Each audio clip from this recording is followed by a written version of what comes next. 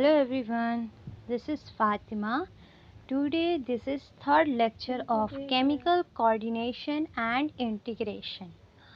और आपको पता होगा इससे पहले वाले वीडियो में मैंने आपको पीनियल ग्लैंड तक पढ़ाया हूँ। अगर आप लोग को वो वाला लेक्चर नहीं देखे हैं तो आप लोग वो पहले देख लीजिए, उसके बाद यहाँ भी देख लीजिएगा। नेक्स्ट हम थायराइड ग्लैंड से स्टार्ट कर रहे हैं। The thyroid gland is composed of two lobes which are located on either side of the trachea. Thyroid gland जो होता है वो कंपोज करता है दो लोब्स जो कि लोकेटेड होता है दोनों साइड, ट्रैकिया के दोनों ओर लोकेटेड होते हैं। Both the lobes are interconnected with a thin flap of connective tissue called isthmus. दोनों lobes जो होते हैं वो interconnected होते हैं, एक दूसरे से connected होते हैं जी, thin flap of connective tissue जिसे हम क्या कहते हैं, isthmus कहते हैं। The thyroid gland is composed of follicles and stromal tissues. Thyroid gland जो है वो क्या compose करते हैं, follicles और stromal tissue जो composed करते हैं। Each thyroid follicle is composed of follicular cells enclosing a cavity. जितने भी थायराइड फॉलिकल्स होते हैं वो क्या कंपोज करते हैं, फॉलिकुलर सेल्स कंपोज करते हैं, ठीक है। और उसमें कैविटी भी प्रेजेंट होता है। और these follicular cells synthesize two hormones, tetraiodothyronine or thyroxine T4 and triiodothyronine T3। Follicular cells दो हार्मोन्स बनाते हैं जिसका नाम है टेट्राइडोथायरोनिन और थायरोक्सिन भी कहते हैं, और शॉर्टकट में इसे कहा जाता है T4। और अगर हम बात करें दूसरे हार्मोन का तो उसका नाम है ट्राइआइडोथायरोनिन T3।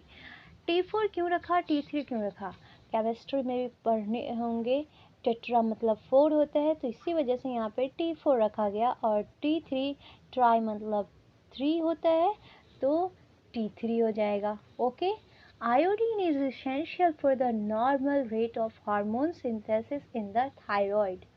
आयोडीन जो होता है पूरे नॉर्मल रिदम चले, हार्मोन का फंक्शन करे, हार्मोन बने अच्छी तरह से, तो उसके लिए आयोडीन बहुत ज़रूरी है। अगर आयोडीन की कमी हो गई तो हमें क्या होगा, हमें डिजीज़ हो जाएंगी। तो देखिए क्या है, deficiency of iodine in our diet results in hypothyroidism and enlargement of the thyroid gland commonly called goiter। अगर कहते हैं ये हो जाए, डिफिशियंसी हो जाए आयोडीन का हमारे डाइट में, तो उसके कारण हाइपोथायरॉयडिज्म हो जाता है और फिर इन्लार्जमेंट होता है थायराइड ग्लैंड का। तो वो जो इन्लार्जमेंट होता है उसको हम ग्वाइटर कहते हैं। Okay. Hypothyroidism during pregnancy causes defective development and maturation of the growing baby, leading to stunted growth, cretinism, mental retardation। तो देखो यहाँ पे बताया जा रहा है कि अगर हाइपोथायरॉयडिज्म प्रेगनेंसी के दौरान अगर होता है तो उस समय बेबी जो होगा उसके डेवलपमेंट और उसका जो मैचुरेशन, ग्रोइंग लेवल जो होगा उसमें क्या होगा, बहुत ज़्यादा प्रॉब्लम्स आएंगे। बेबी जो होगा वो स्टंटेड ग्रोथ उसका होगा, क्रिटिनिज्म, ठीक है, वो बहुत ज़्यादा वीक होगा। फिर उसका मेंटल रिटार्डेशन, मेंटल भी अच्छा नहीं होगा, बहुत एकदम कहा जाता है एबनॉर्मल ग्रोथ हो जाएगा उसका। लो इंटेलिजेंस कोशेंट, इसमें आईक्यू लेवल भी बहुत कम होगा। Abnormal skin, deep mutism etc, देखने से एकदम अजीब तरह का वो दिखेगा कि जब वो बच्चा सरवाइव कर रहा है तो क्या होगा, उसको जब देखा जाएगा तो वैसे भी देखने में वो एबनॉर्मल जैसा दिखेगा और बहुत कमज़ोर होगा बेचारा। In adult women, hypothyroidism may cause menstrual cycle to become irregular। अगर एडल्ट वोमेन में ये चीज़ होता है, हाइपोथायरॉयडिज्म, आयोडीन की कमी हो जाती है, तो उसके कारण क्या होता है, मेंस्ट्रुअल साइकिल में भी इरेगुलरिटी आ जाती है, ठीक है। Due to cancer of thyroid gland or due to development of nodules of the thyroid glands, the rate of synthesis and secretion of the thyroid hormones is increased to abnormal high levels, leading to a condition called hyperthyroidism। देखो, cancer के कारण क्या होता है, due to cancer thyroid gland में तो क्या होता है, नोड्यूल्स का डेवलपमेंट होता है थायराइड ग्लैंड्स में। तो जिसके कारण द रेट ऑफ सिंथेसिस, जो थायराइड हार्मोन्स का रेट होता है सिंथेसिस करने का, सिक्रीशन करने का, हार्मोन बनाने का जो रेट होता है वो इंक्रीज़ हो जाता है। मतलब एक लेवल होता है ना, जिसके इतना ही रोज़ बनना चाहिए, हार्मोन रिलीज़ होना चाहिए, तो जो लेवल होता है उस लेवल से भी ज़्यादा बनने लगता है, ज़्यादा हार्मोन रिलीज़ होने लगता है।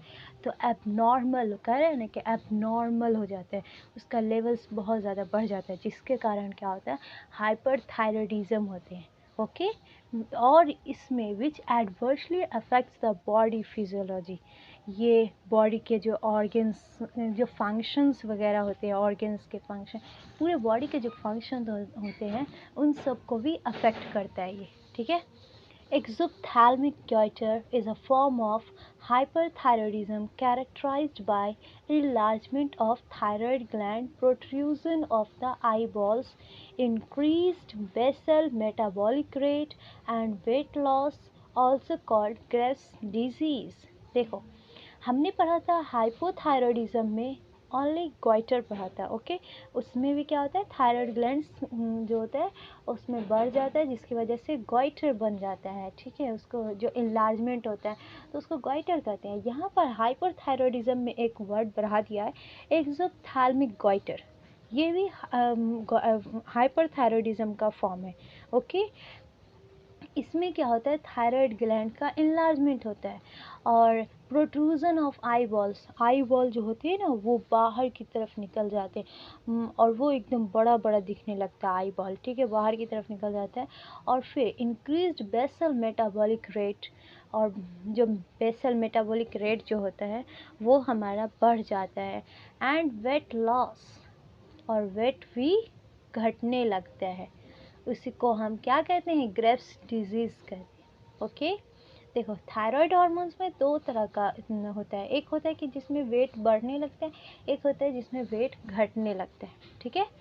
Thyroid hormones play an important role in the regulation of the basal metabolic rate. Thyroid hormone का जो होता है वो सबसे इम्पॉर्टेंट रोल प्ले करता है बेसल मेटाबॉलिक रेट को रेगुलेट करने के लिए। और जब यही बहुत ज़्यादा बढ़ जाएगा तो क्या होगा, सोचो, बहुत दिक्कतें आएंगी। These hormones also support the process of red blood cell formation, और जो बॉडी में रेड ब्लड सेल आरबीसी का जो फॉर्मेशन होता है उसमें ये हार्मोन सपोर्ट करता है। Thyroid hormones control the metabolism of carbohydrates, proteins and fats. Thyroid hormone और भी काम करता है, जैसे मेटाबॉलिज्म, जैसे कार्बोहाइड्रेट का मेटाबॉलिज्म, प्रोटीन, फैट, इन सब के जो मेटाबॉलिज्म होते हैं तो उनको भी कंट्रोल करने का काम थायराइड हार्मोन्स करता है।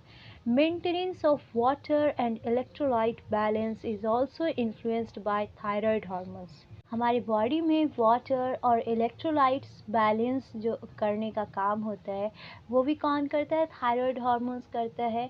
Thyroid glands also secrete a protein hormone called thyrocalcitonin which regulates the blood calcium levels. देखो, थायराइड ग्लैंड जो होता है ना वो एक प्रोटीन हार्मोन भी सिक्रीट करता है, जिसको हम लोग थायरोकैल्सिटोनिन भी कहते हैं, और ये हमारे ब्लड कैल्शियम लेवल को रेगुलेट करता है। ठीक है। अब यहाँ से हम फिगर देखेंगे। ये देखो, ये फर्स्ट फिगर है जिसमें हमारा दिखा रहा है कि ये थायराइड ग्लैंड देखो दिख रहा है ना, यहाँ पर कनेक्टेड है, दोनों लोब कनेक्टेड है। तो ये जो होता है कनेक्टेड जो होता है जहाँ से, ये इसी को हम इस्थमस कहते हैं। यहीं पर कनेक्टिव टिश्यू इनसे कनेक्टेड होता है, इसी को हम लोग इस्थमस कहते हैं।